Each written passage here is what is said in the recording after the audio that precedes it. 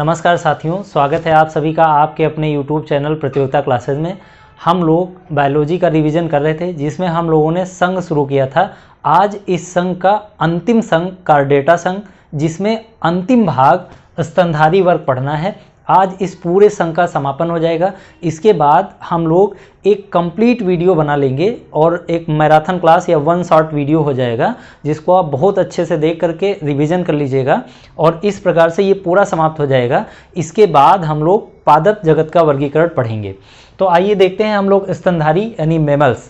तो आपको ध्यान रखना है, ये पक्षी वर्ग के बाद हम पढ़ रहे हैं, तो पक्षी वर्ग की कुछ क्वालिटी इनमें मिलेंगी क्योंकि पक्षी वर्ग के बाद इनका विकास हुआ है ना। जैसे पहला ही पॉइंट देख लीजिए, इनके शरीर पर बाल एवं रोम होते हैं। जब वहाँ हमने पक्षी वर्ग में आपको समझाया था तो हमने आपको बताया था कि उनमें पंख पाए जाते हैं और स्तनधारियों के शरीर पर बाल, रोम यानी रोएं हम इन्हें कह देते हैं।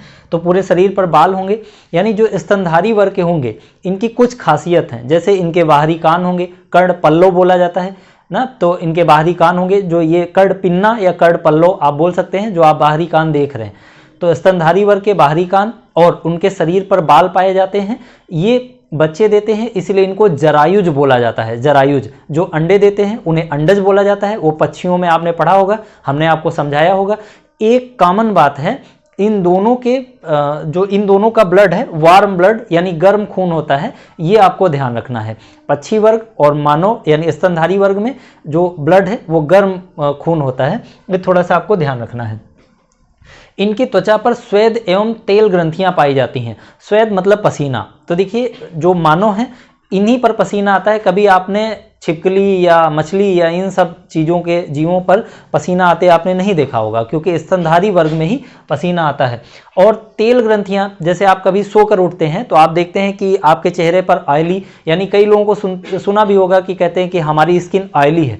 ऑयली का मतलब कुछ तेल ग्रंथियां होती हैं जो सिक्रेट करती हैं ऑयल जैसी चीज़ों का। अब देखिए, इनमें स्तन ग्रंथियों का विकास होता है। जाहिर सी बात है, स्तनधारी नाम है तो उसमें स्तन ग्रंथियों का विकास होगा। तो जितने भी जीवधारी हैं सब में स्तन पाए जाते हैं, लेकिन स्तन ग्रंथियों का विकास महिलाओं में होता है। इसीलिए उसमें दूध का निर्माण लास्ट में हो जाता है जब बच्चों को ये लोग पिलाते हैं। देखो यहाँ लिखा हुआ है, आप थोड़ा ध्यानपूर्वक पढ़ लीजिए। इनमें स्तन ग्रंथियों का विकास होता है। इनमें वाह्य कर्ण या कर्ण पिन्ना, ये हमने आपको समझा दिया है। ये हम समझा रहे थे। इस वर्ग के जंतु शिशुओं को जन्म देते हैं और इन्हें दूध पिलाते हैं, अतः इन्हें जरायुज कहते हैं। ये भी हमने आपको समझा दिया है। इनके जो हृदय होते हैं वो 4 चैम्बर के बने होते हैं, 2 अलिंद और 2 निलय। ये आपको थोड़ा सा ध्यान रखना है।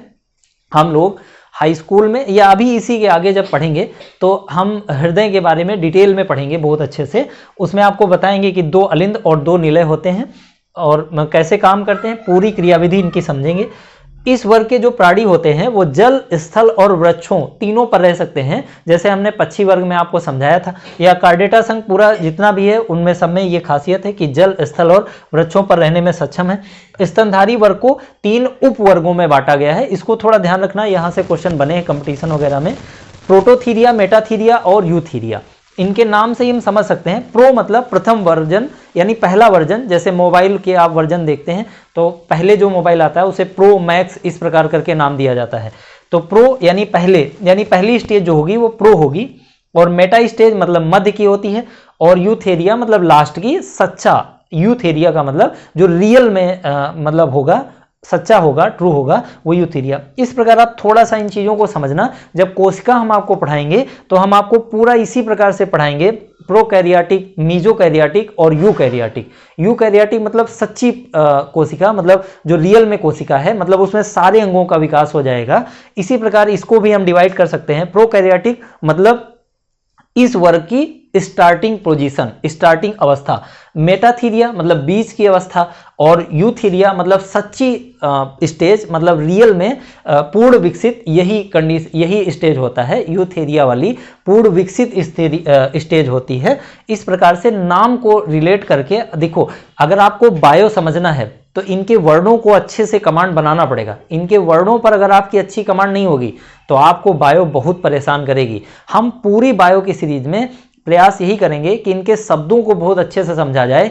इकोनॉमिक्स और बायोलॉजी दोनों आप तभी बेहतरीन ढंग से समझ पाएंगे जब उनके शब्दों को आप बेहतरीन ढंग से समझेंगे। तो हम प्रयास करेंगे आपको बहुत अच्छे से समझाया जाए। अब हम इनको एक एक करके अच्छे से समझ लेते हैं। तो पहला लिखा हुआ है प्रोटोथीरिया। प्रोटोथीरिया ये वे स्तनधारी, मतलब इसमें वे स्तनधारी होते हैं जो बच्चों के स्थान पर अंडे देते हैं। अभी हमने आपको समझा दिया ये सब स्तनधारी हैं, इनमें स्तन ग्रंथियों का विकास होगा, मतलब ये बच्चों को अपने दूध पिलाएंगे। लेकिन कुछ ऐसे जंतु हैं जो अंडे देते हैं, बच्चों के स्थान पर अंडे, जैसे एकिडना, इसको हम चींटीखोर भी कहते हैं क्योंकि ये चींटी को खा जाता है। एकिडना और प्लेटिपस और एक और है अर्निथोरिक्स, इनको आपको ध्यान रखना है, 3 है, इनको आप अच्छे से देख लीजिए। मेटाथीरिया, यह जंतु पूर्ण विकसित बच्चों का जन्म नहीं देते। देखिए वो तो अंडे ही दे रहे थे, ये बीच की कंडीशन है, तो ये बच्चे दे रहे हैं लेकिन अल्प विकसित बच्चे, यानी पूर्ण विकसित नहीं है, अर्थात ये अपरिपक्व बच्चों को जन्म देते हैं। जैसे अपरिपक्व बच्चों को जन्म देते हैं, और मार्सुपियल नामक एक थैली होती है जिसमें ये बच्चों को रखे रहते हैं और बच्चा उसी में रहकर अपने आप का विकास करता है और स्तन ग्रंथियों से स्तनपान करता रहता है और अपने शरीर का विकास करता रहता है। यानी कंगारू आपने देखा होगा, ऑस्ट्रेलिया में पाया जाने वाला शुद्ध शाकाहारी जीव कंगारू, ये आपने जब भी इसका फिगर देखा होगा तो इसके पेट के पास एक थैलीनुमा संरचना आपको दिखाई गई होगी, उसमें इसका बच्चा आपको दिखाया गया होगा। तो वही हम आपको समझाने का प्रयास कर रहे हैं। उसमें वो जो थैलीनुमा संरचना बनी है उसको हम मार्सुपियल थैली कहते हैं। इसी में वो बच्चा रहता है जब तक अपने आप का पूर्ण विकास नहीं कर पाता, और उसी में रहकर स्तन ग्रंथियों से स्तनपान करता है और अपने आप का विकास कर लेता है, तब वो बाहर निकलता है। लास्ट है यूथीरिया। यूथीरिया में ये जंतु पूर्ण विकसित बच्चों का जन्म देते हैं। जैसे उदाहरण में आप सभी जानते हैं, मानव, चूहा, खरगोश, कुत्ता, बाघ और बहुत सारे उदाहरण हैं, इसलिए हमने बहुत ज्यादा नहीं लिखे। ये 2 फैक्ट आपको और अच्छे से ध्यान रखना है। कुछ उड़ने वाले स्तनधारी होते हैं, जैसे आप जानते हैं चमगादड़ ना, इसे बहुत अच्छे से आप समझ रहे हैं। चमगादड़ पराश्रव्य ध्वनियों के कारण ही, अपश्रव्य ध्वनियों के कारण ही ये अपने आप को आगे बढ़ा पाता है, क्योंकि रात में इसे स्पष्ट रूप से दिखता नहीं है, उन तरंगों के माध्यम से ये गति कर पाता है। और कृंतक स्तनधारी किसे कहेंगे, मतलब काटने वाले स्तनधारी, तो आपको ध्यान रखना है चूहा, खरगोश, गिलहरी। और जलीय स्तनधारी किसे कहेंगे, तो ये हमने आपको मछली जब पढ़ाया था मत्स्य वर्ग, उसमें हमने आपको समझाया था व्हेल और गंगा के डॉल्फिन, ये मछलियां हैं, ये स्तनधारी मछलियां हैं, ये जल में रहने वाली, इसीलिए जली। और कृंतक, चूहा, ये सब काटने के लिए, आपको मालूम है चूहा कुतरने के लिए जिम्मेदार है, खरगोश, गिलहरी।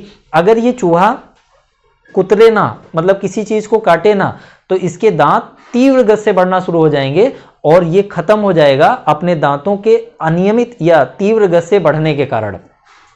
देखिए ये इसकी मजबूरी है, जैसे हम लोग गुस्सा करते हैं कि काट दिया, ये काट दिया, वो काट दिया, उसकी मजबूरी है। अगर आपको ये प्रैक्टिकल करना है तो आप किसी चूहे को कांच के एक बॉक्स में बंद कर दीजिए और कुछ छेद वगैरह बना दीजिएगा जिससे ऑक्सीजन का सप्लाई होता रहे, वरना तो वो ऑक्सीजन के कारण ही मर जाएगा। तो कांच के डिब्बे में उसे पैक कर दीजिए और कुछ छिद्र वगैरह बना दीजिए जिससे ऑक्सीजन का आदान प्रदान होता रहे, और उसमें खाने पीने की चीजें डाल दीजिए, लेकिन लिमिटेड, ना के बराबर। वो खाता रहे, मतलब उसका जीवन चलता रहे, लेकिन वो कुतरने ना पाए, तो आप देखेंगे कि वो मर जाएगा। खाने पीने की चीज़ें हैं फिर भी वो मर जाएगा। उसका रीजन क्या है कि वो अब वहाँ कुतर नहीं पाएगा किसी भी चीज़ को, और उसके दांत अचानक से तीव्र गति से बढ़ना शुरू हो जाएंगे, और वो इतने ज़्यादा बढ़ जाएंगे कि उसके दांत मुंह से बाहर निकलने लगेंगे और वो किसी भी चीज़ को खा नहीं पाएगा, उसका जबड़ा ही आपस में फंस जाएगा दांतों से, और वो फिर कभी भी किसी चीज़ को चबा नहीं पाएगा, इस तरह से वो खा नहीं पाएगा और उसकी डेथ हो जाएगी। हमारे भी दांत बहुत बढ़ते हैं, दिन में रात में दिन की अपेक्षा 2 गुना ज़्यादा बढ़ते हैं। इसीलिए कई लोगों को देखा होगा वो रात में दांत पीसते हैं, दांत किटकिटाते हैं। उसका रीजन है कि वो अपने दांतों को घिस रहे हैं। कुछ क्वालिटी चूहों वाली उन मानवों में आ गई है। तो इस प्रकार से हम लोगों ने स्तनधारी वर्ग पूरा अच्छे से कंप्लीट कर लिया है। आप इसे बहुत अच्छे से रिवीजन कर लीजिए और बढ़िया तैयार कर लीजिए, अपने नोट्स बनाइए और अच्छे से पढ़िए। हम लोग मिलते हैं अब अगले वीडियो में, तब तक आप बढ़िया अच्छे से इसका रिवीजन कर लीजिए। धन्यवाद वीडियो देखने के लिए।